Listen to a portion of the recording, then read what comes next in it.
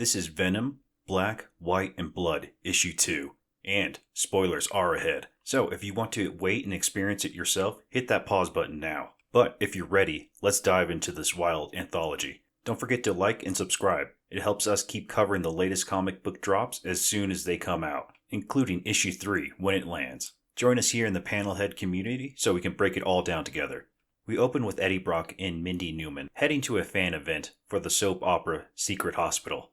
Meanwhile, Peter Parker and Mary Jane are getting ready for the same event. Mary Jane's covering it for work, and with some lighthearted banter about her flirty ways to get better coverage. Mindy, in a meta moment, cracks a joke about Eddie's resemblance shifting from Toby Grace to Tom Hardy, not knowing she's sitting next to Venom himself. Both couples arrive. Spider-Man web swings MJ in since she's late. Meanwhile, Eddie escorts Mindy into the line. But once Eddie spots Spider-Man overhead, paranoia takes over. Convinced Spidey is here for him. Without hesitation, Venom ambushes Spider-Man, catching him off guard. From Eddie's twisted perspective, he's the hero, and Spider-Man is the monster who ruins innocent lives. They brawl hard.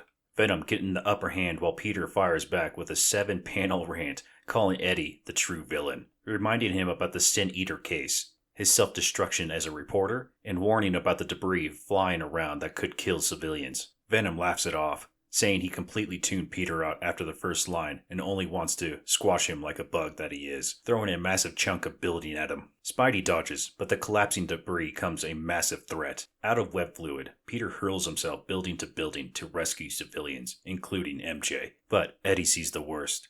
Mindy, crushed in the chaos. Later, Eddie identifies her body at the morgue, devastated, but delusional, blaming Spider-Man for her death. Meanwhile, Peter, equally shaken, tells MJ to leave. He knows his war with Eddie isn't over. We drop straight into the chaos. Eddie, aboard a boat, uses the symbiote to block bullets while a man named Gary takes a fatal shot. We flash back. Eddie sits in an interrogation room with 2 agents. He wants out of being an undercover asset, but they remind him of the thermite device implanted in him back in Venom License to Kill, Issue 1. They demand intel on Malos' gang leader, or else. Cut forward again. Venom tearing through Ulysses ex Lugman and his entourage of armed women. Eddie's mission goes off the rails fast. He insists he's there to save Ulysses, but in the struggle he hurls him into the water and accidentally snaps a guard's neck too. Both sink underneath the waves. To cover, Eddie claims he's the new guy working for Malos, staking out Krabby's fish and strip, run by Hortense Crabapple, one of Miami's biggest traffickers.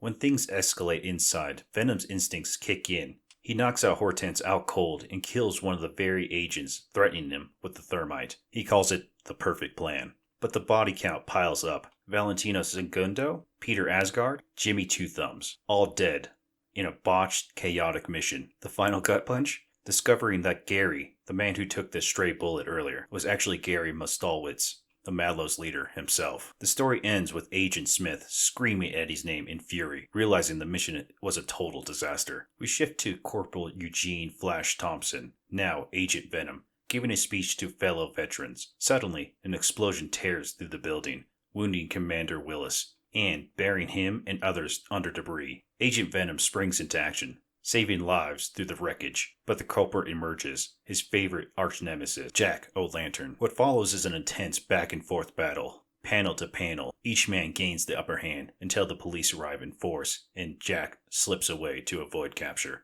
But the building is collapsing. Agent Venom refuses to let his commander die. In a raw, emotional moment, he is reminded of Captain America's words. Being an Avenger isn't about the costume. Powers don't guarantee success. Sometimes you'll face impossible choices and live with them forever.